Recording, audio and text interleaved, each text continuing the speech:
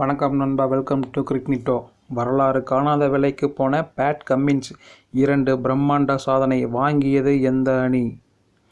IPL 2024 T20 cricket தொடருக்கான வீரர்கள் ஏலம் துபாயில் இந்திய நேரப்படி மதியம் 1:30 மணிக்கு துவங்கியது.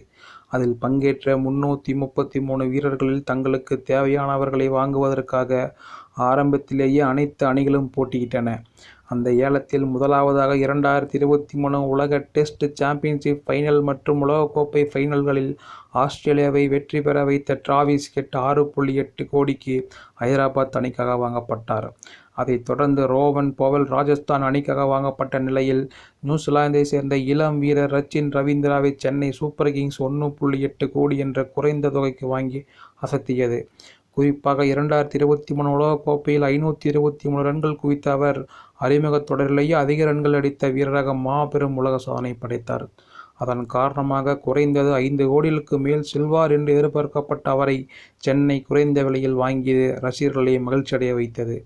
ஆனால் அவரை தொடர்ந்து ஏலத்துக்கு வந்த ஆஸ்திரேலியாவின் பேட் கம்மின்ஸை வாங்குவதற்கு பெங்களூரு மற்றும் ஹைதராபாத் ஆகிய அணிகளுக்கிடையே மெகா போட்டி ஏற்பட்டது.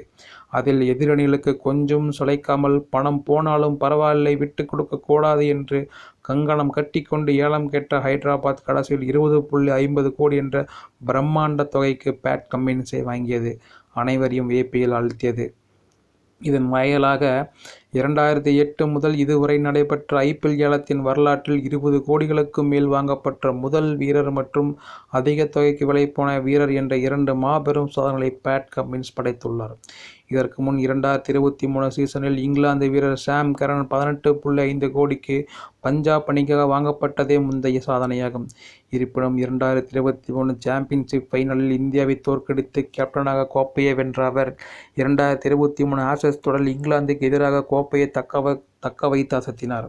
அதைவிட 2023 உலகக்கோப்பை ஃபைனலில் மீண்டும் இந்தியாவை தோற்கடித்த அவர், ஆஸ்திரேலியா 6வது கோப்பையை வெல்ல உதவினார்.